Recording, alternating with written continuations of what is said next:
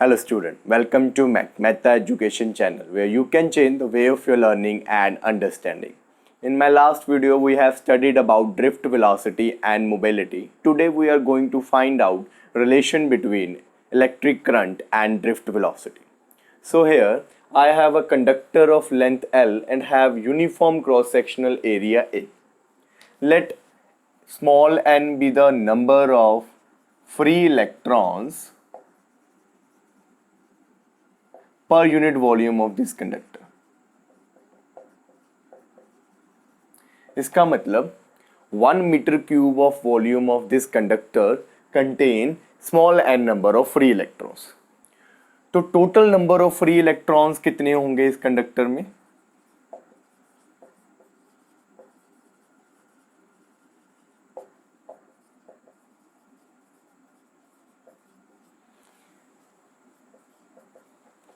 अगर 1 metre cube में n है तो टोटल कैसे निकालेंगे? Small n into total volume,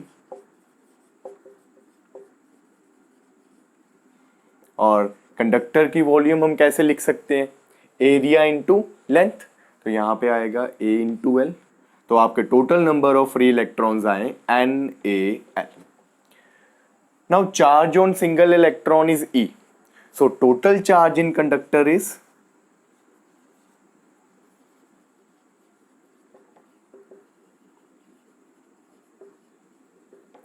charge on single electron E into total number of electrons N, तो टोटल चार्ज आया ENaL. अब जब मैं इस कंडक्टर को बैटरी के साथ कनेक्ट करूंगा, this phase will become positive due to this positive plate and this phase will become negative due to this negative plate of battery. तो यहाँ पे इलेक्ट्रिक फील्ड डेवलप हो जाएगी इस डायरेक्शन में, पॉजिटिव से नेगेटिव. अब हमें पता है in the presence of electric field in free electrons पे फोर्स लगेगी in the opposite direction of electric field and they start drifted in the direction opposite to electric field like this with the velocity called drift velocity given by E tau by m. पिछले lecture में यही तो पढ़ा था हमने, drift velocity के बारे में सब कुछ. अब इन फ्री चार्जेस को इस प्लेट से इस प्लेट तक जाने में कितना टाइम लगेगा? तो time is your distance upon velocity. Distance cover करना है L और they are moving with velocity Vd. अब हमने रिलेशन निकालना है करंट और ड्रिफ्ट वेलोसिटी में. तो current by definition your current is Q by T. कितना चार्ज फ्लो हो रहा है? This is your total charge Q. So total charge is ENaL and time period is L by Vd. तो ये L के साथ L कैंसिल हो जाएगा और I की वैल्यू आएगी हमारी NeAVd. So this is the relation between current and drift velocity. I is equal to NeA drift velocity. यहाँ पे N का ध्यान रखना बच्चों. N is your number of free electrons per unit volume, not total number of free electrons नहीं है ये per unit volume में कितने हैं वो है. Now there is another term that is current density. So उसके बारे में पढ़ते हैं. Well, current density is a vector quantity whose magnitude is given by current per unit area. That means ratio of current and area, and it is a vector quantity, so its direction is always in the direction of current. तो current density की direction हमेशा current की direction में होगी, that is in the direction of flow of positive charge. क्योंकि हमने पढ़ा है कि जिस डायरेक्शन में पॉजिटिव चार्ज फ्लो करते हैं बाय कन्वेंशन वही ही डायरेक्शन करंट की होती है. अब कई बुक में इसकी direction in the direction of electric field लिखा होता है, वो भी ठीक है, बिकॉज इलेक्ट्रिक फील्ड इस डायरेक्शन में लगी है, तो पॉजिटिव चार्ज भी इस डायरेक्शन में मूव करेंगे, क्योंकि पॉजिटिव चार्ज पे फोर्स लगेगी Q इंटू ई।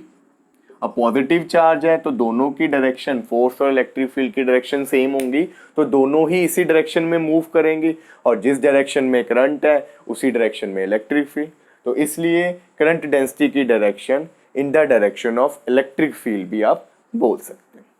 अब हम मूव करते हैं हमारे नेक्स्ट टॉपिक की तरफ, ओहम्स लॉ।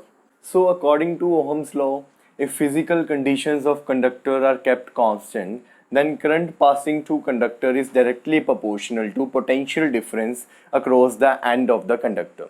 That means जितना ज़्यादा पोटेंशियल डिफरेंस होगा कंडक्टर के एंड्स के अक्रॉस, उतना ही ज़्यादा करंट फ्लो करेगा इस कंडक्टर में। सो इसको मैं ऐसे लिख सकता हूँ, I is directly proportional to V, और I can say V is directly proportional to Y। तो यहाँ से डायरेक्टली प्रोपोर्शनल का सिंबल हटेगा और एक कांस्टेंट आएगा R, which is a constant called resistance. So Ohm's law के according resistance is the constant of proportionality. Well, अब आपकी डेफिनेशन में अगर गौर से देखें तो यहाँ पे physical condition of conductor are kept constant लिखा है। सो क्या है ये physical conditions? Well, physical conditions are temperature, shape, size of conductor, etc. अब इन चीज़ों का कांस्टेंट होना बहुत ज़रूरी है। ऐसा क्यों?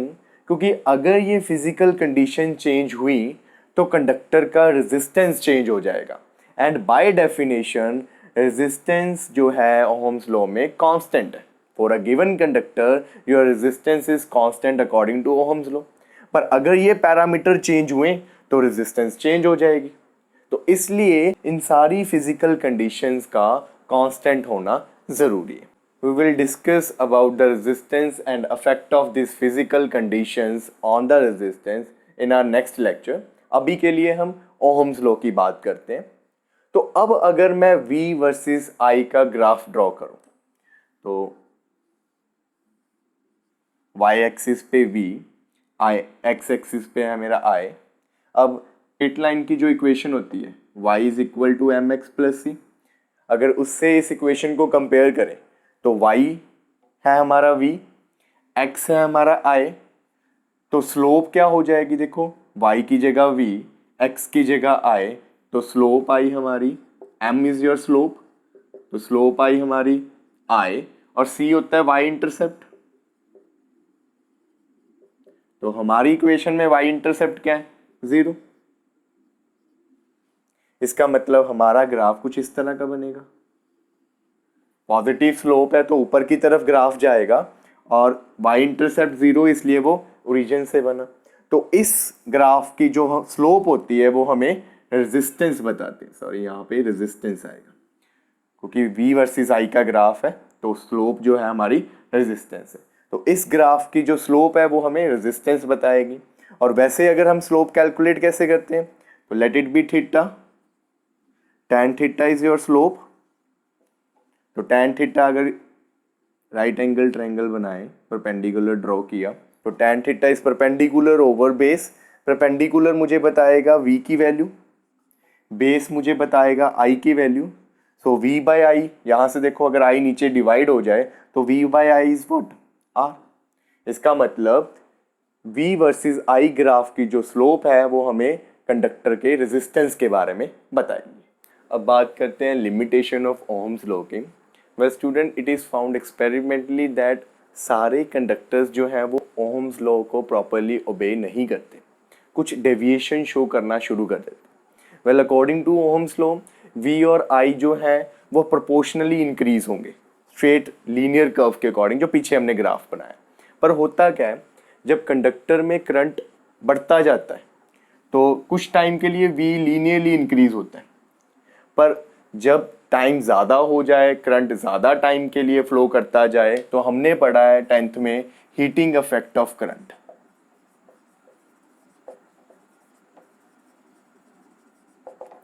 तो जैसे जैसे करंट कंडक्टर में फ्लो करता जाता है, कंडक्टर का जो टेम्परेचर है वो इंक्रीज होना शुरू हो जाता है, और हमने पढ़ा था कि अगर कोई भी फिजिकल क्वांटिटी, जिसमें से one of the physical quantity is temperature, कोई भी फिजिकल क्वांटिटी अगर इंक्रीज होगी, चेंज होगी, तो रेजिस्टेंस चेंज हो जाएगा।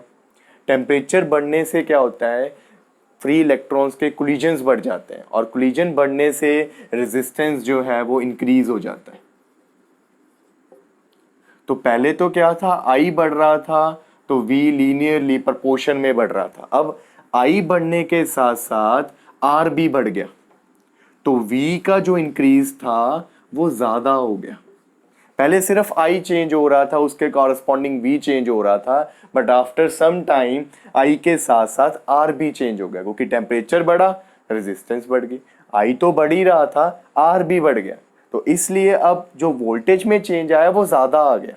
तो यहाँ पे कुछ टाइम के बाद जो आपका ग्राफ है वो लीनियर की बजाय नॉन लीनियरिटी शो करना शुरू कर दिया। तो इन जो कंडक्टर्स को हम बोलते हैं नॉन ओहमिक डिवाइस।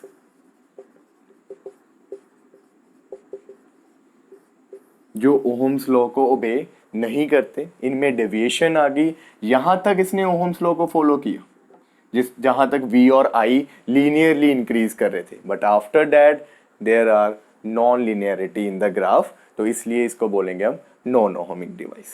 अब बात करते हैं सेकेंड लिमिटेशन की। Now next is variation of current versus voltage for gallium arsenide, that is a semiconductor. अब इसमें हम जैसे जैसे गैलियम आर्सेनाइड के क्रॉस पोटेंशियल डिफरेंस इंक्रीज कर रहे थे, तो पहले तो करंट लीनियरली इंक्रीज हो रहा था। यहां तक करंट लीनियरली इंक्रीज हो रहा था, that means this is ohmic region, क्योंकि इस रीजन में ओहम्स लॉ ओबे हो रहा था। अब यहां से जैसे आगे आगे पोटेंशियल बढ़ता गया, तो स्टिल यहां पे आई और वी इंक्रीज हो रहे थे। जैसे जैसे वी इंक्रीज हो रहा है, आई इंक्रीज हो रहा है, बट अब जो लीनियरली इंक्रीज था वो नॉन लीनियर में चेंज हो गया। So this is your non ohmic reason.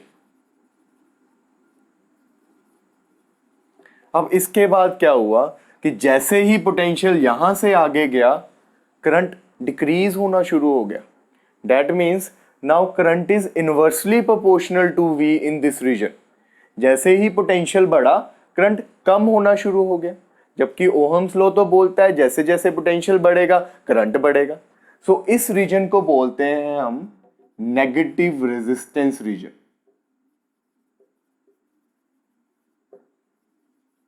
इस रीजन में I inversely proportional to V हो गया।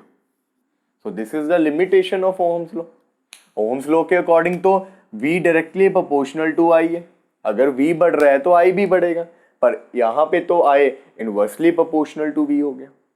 So this is your another limitation of Ohm's law. और जितने भी डिवाइस लीनियरली ओहम्स लॉ को फॉलो करेंगे दैट इज ओहमिक डिवाइस, और जो नॉन लीनियरली ओहम्स लॉ को ओबे करेंगे उनको बोलेंगे हम non ohmic device. So that's all for today. I hope you like my video. Please subscribe my channels and do support my channel. Thank you.